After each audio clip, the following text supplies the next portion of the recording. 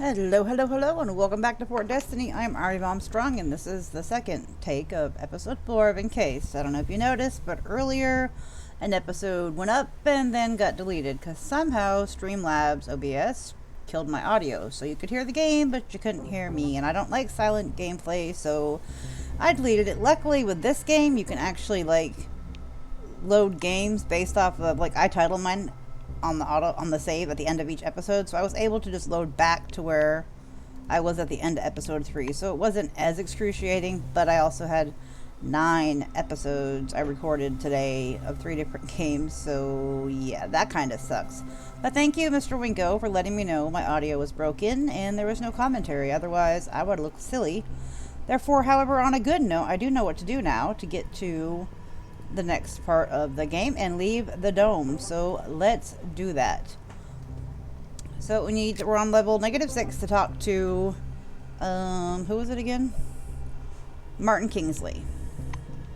So this is the secretary. We need to talk to her. The waiting room for Kingsley's office is suffused with the hum of air conditioners and warm, fairly humid air.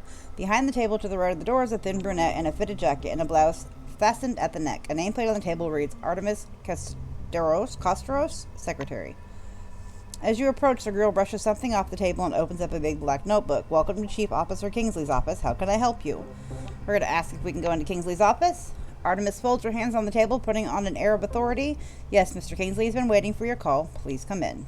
Say thank you and move away. Okay, so now we need to go over here. Yeah, super frustrating when you achieve things in a game and you lose my entire week recordings. It's Monday. I had already pre-queued and scheduled through Thursday morning, so yeah. Okay, we're gonna go right here to the terminal. The office's giant screen flashes welcomely when you approach. A red light comes on under the camera's steel hood. It is now on. A gray old man with high cheekbones appears on the screen. He squints at your face. Do you copy? He bends to the camera, glasses glittering. My name is Martin Kingsley. I am Chief Officer of Magellan Base. It's my pleasure to welcome you to our team. Sorry I couldn't be there in person. He reaches for something outside the screen and produces a thin folder with your name on the cover, apparently your profile. Kingsley opens the folder to thumb through the pages. He marks one page with a pencil. Why did you choose Blackwing? There are other divisions where you would have fit in just as well. He's waiting for your answer. So we have Sidestep, and then we have all of our Blackwing responses, which is say that you always imagine yourself as a mercenary killing for a price. You're comfortable with that. Say that developing your combat skills is important to you, or give him a wolfy smile. Chaos and destruction, that's what you embrace above all. I'm going to do things the exact same way I did on my original recording, just to kind of keep it to where it was. Martin nods and writes something down, because what you do in the game really, I think, changes how the game plays out, so I want to keep it to where I'm still in sequence with how I already did things. Cronus has much to offer you. Varied assignments, our own training ground, and the opportunity to move up through the ranks. Kingsley closes the file and folds his hands in front of himself. Thank you for your reply. I learned a little more about you. Now I want you to learn a little more about us. Keep in mind this is not a rehearsed speech. He assumes a serious expression. I feel like this is rehearsed. I feel like I'm reading off a script or something. The dome that was discovered in 1971 became a scientific and media sensation, a worldwide phenomenon, and likely the most significant discovery in the history of mankind. Kingsley seems to gaze right through you. I see you were enticed here by radio, advertising, TV movies, interviews, and billboards at every turn. Cronus wants the world to see the dome as a stage where something merry and fascinating is going on, but now that you're actually here, I want to show you the real picture. You can't make out his eyes behind the spectacles, but he seems to be staring directly at you. Here's the truth. Nobody was waiting for us inside the dome. It's neither a treasury of technologies nor a cemetery of the ancients. Perhaps what we're doing now is disassembling the world's most complicated bomb. Will our mission thrive? I believe so. If we work together and everyone does his part. He looks back at your file. I say do what must be done, because that is what the concept of wing is all about. Kingsley points at the camera. You're from Blackwing. Your duties are simple and definite, but crucial to understand. Everything you do is to maintain order and peace.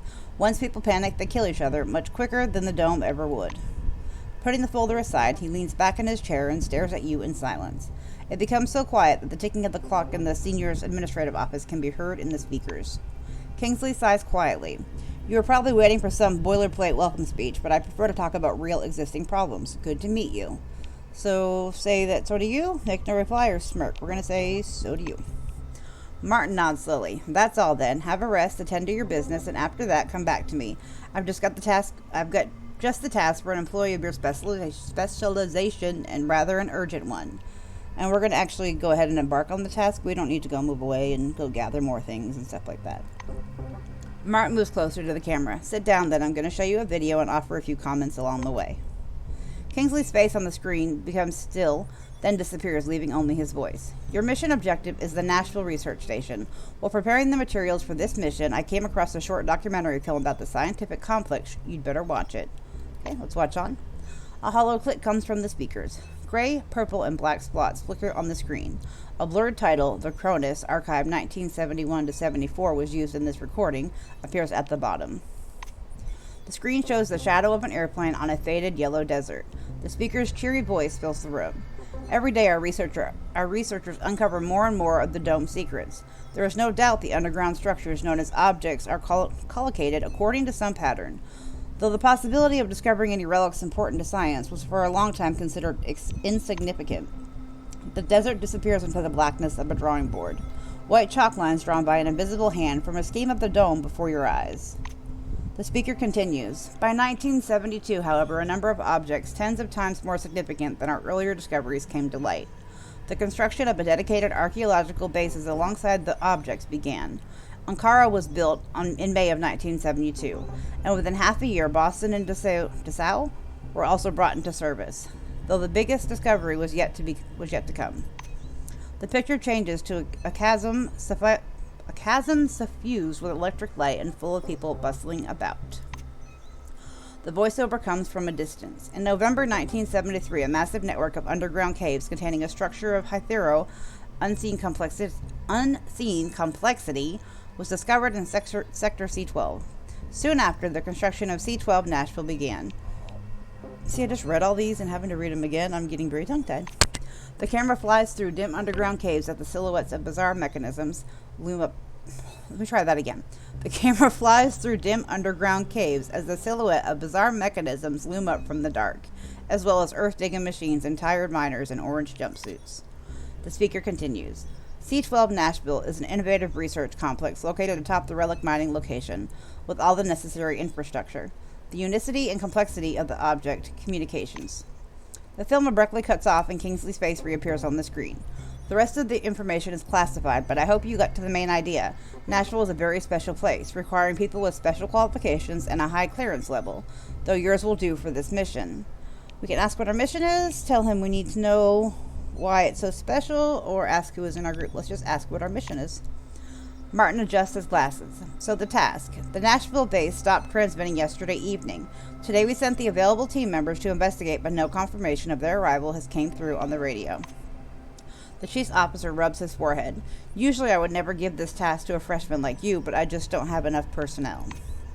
He looks down at the documents again. Furthermore, this group was lacking a man with your specialization. A woman with your specialization. I decided that a visit to a well-established base like Nashville didn't require an armed escort. That may have been a mistake. Kingsley is looking into the camera. Your task is to get to Nashville, contact the group there, determine whatever's behind the communication problems, and solve it together. The chief officer carefully returns the document to the folder. You notice his hands tremble slightly. There's a truck waiting for you on level -2. The task is urgent, but a small delay is acceptable if there's anything else you need to settle here first. That is all. Any questions? No, we are ready to go. Kingsley stretches his hand out to the camera. Great to hear. Take care, and I'll talk to you later. Okay, so we need to go to -2. So let's run back to the elevator. Or the alligator, as my kids would say. Well, probably not anymore, but... Wait. We haven't searched a trash can. I would like to search that first, because you never know what we're going to need along the way. Why did I come up here? Where? I just walked right past the elevator. I'm so smart, guys. So smart. Okay, -2. Oh, boy. Floor level -2. Warehouse and parking lot. Okay, I think the game kind of took over for me earlier and allowed, like, it just walked to where it needed to go. Can we barter with you yet? Like, I would really like to sell and buy things. set of lockpicks. I don't remember that being a thing. But I don't know how to do that yet, still. And yeah, I have forgotten to look it up on the tubes that issue. Can I? I have no idea. It shouldn't be that complicated, so I'd probably not. And I'm just that not smart right now. I think it was down. Thanks, you really helped me out. No problem. We got them back to work. I think it was over here somewhere. Oh yeah, right here. That's our ride. You're leaving Magellan Station. When you leave Magellan Station, be prepared for the story to begin to develop in an unpredictable way.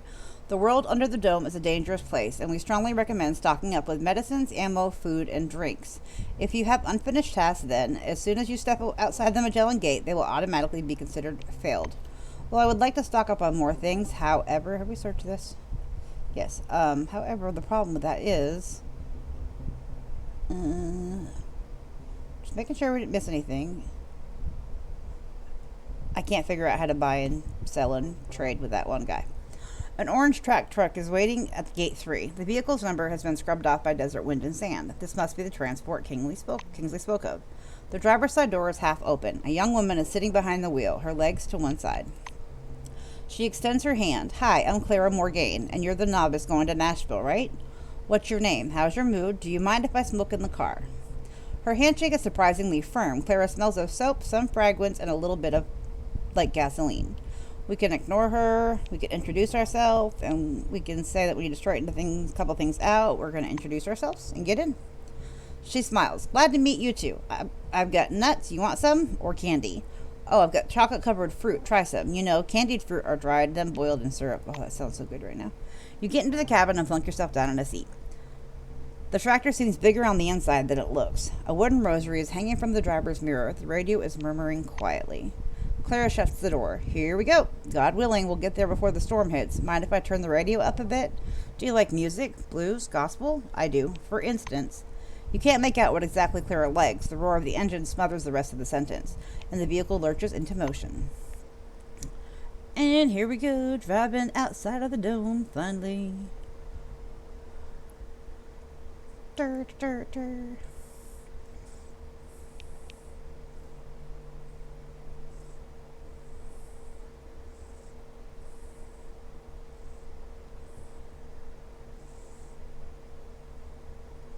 One, two, three, go. No? There we go.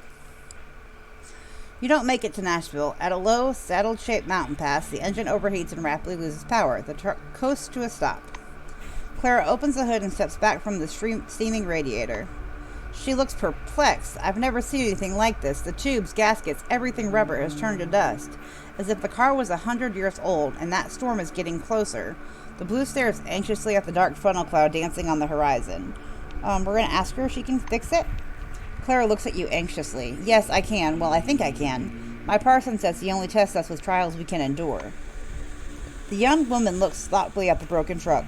I'll need a repair kit. It's a blue case with small parts, sealing paste, clamps, and lots of other handy things. If you can get me that, we'll beat the storm and be on our way to Nashville. Say you look for one in the gas station. Clara looks around at the open hood. All right, that's agreed then. I'll get everything ready in the meantime. Shading her eyes with one hand, she evaluates the black twister hovering on the horizon. We still have time to make it before the storm. Okay, so we need to go to the gas station, which I never did find this elusive repair kit earlier. And it was like 3 more episodes in, and this is not the gas station. This is the diner. So I don't think there was anything in here we needed. Hold on. We can sit. And we can go. Who the hell is there? I mean, come in. Don't mind us. We're just going to look through your stuff.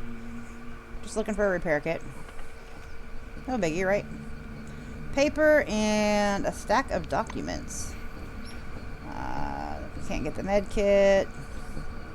I went the wrong way, but it's fine. Let's go. Oh, no, I didn't want that. Oh, crap. I wanted to look through these. And now we're going to the basement. Continue. Okay, what can we find in here? It's a blue box. I don't see one just like out. I also thought maybe it was one of those things that we needed to like collect all the items and we could craft it. Because we have an electronics repair kit, but we need a mechanical repair kit. Okay, let's take that. Let's look in here. Another rad horse. Let's see what we got here. Scissors and paper. Let's look here. Fiber optic cable. A wooden bar and broken scissors. I don't know why I always go the wrong way. I always seem to go backwards based off where I want to go. You think with that flotsam I would be able to turn it the right way, but no. Okay, what do we have over here? Let's go look through here. Anything? Oh, 40mm ammo. I'll take that. We'll happily take that. Did we look? No, we have not looked here yet. Our health is not full. Electronics and rare earth metals, but it's not horrible. Paper. Okay, let's... anything here? Yes. We already searched that. And that's just a couch. Scissors and optical cables of some type. What do we got? Bolts. Anything... metals and electric equipment. Just want to make sure we don't not see not see something we need. Like, she specifically told us what the box looks like or what the repair kit looks like. So I've noticed with this game they tell you specifics for a reason, and you really should pay attention to that. Requires mechanic level 1. Let's search this box. We got nails. What do we got here? Oh, a med pick. Nice. Oh, and neocyadin, which I believe is a belt item that we can equip. What do we got here? Okay, I don't see a blue box like she was talking about, but we're also not in the gas station, so that might be why. Let's go to I. And, okay, this says, designed on the basis of a well-known nootropic drug, improved by a Cronus pharmacist, it is instantly absorbed, increasing the patient's intellectual abilities. So, let's equip that. I don't know why it says belt, but it also says consume, so I'm concerned on why we would eat something that goes on our belt. But maybe that's just, you know, still early access. No, we searched all that. Okay, now we're gonna go, I think the gas station was next door.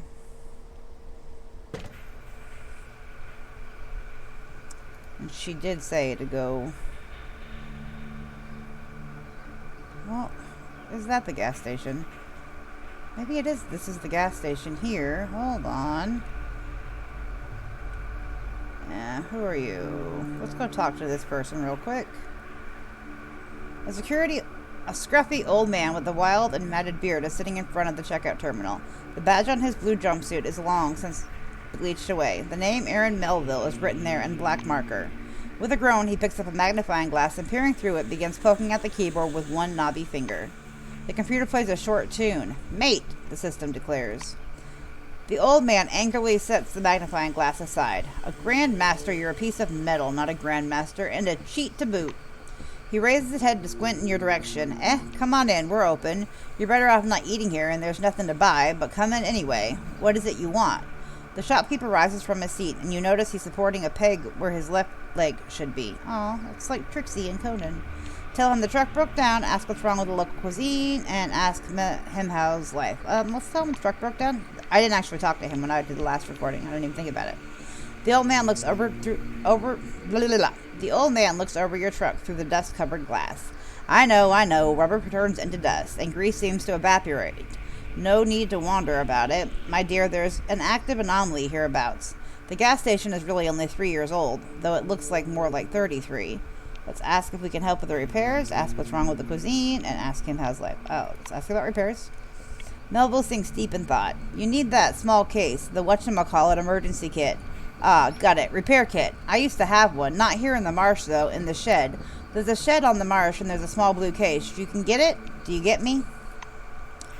The old man turns grim. It's just that I'm staying away from it. I've got just one life and one leg, so you'd better stay away from it, too. Wait for Thursday delivery, or Friday, or who the hell knows when that damn delivery will arrive.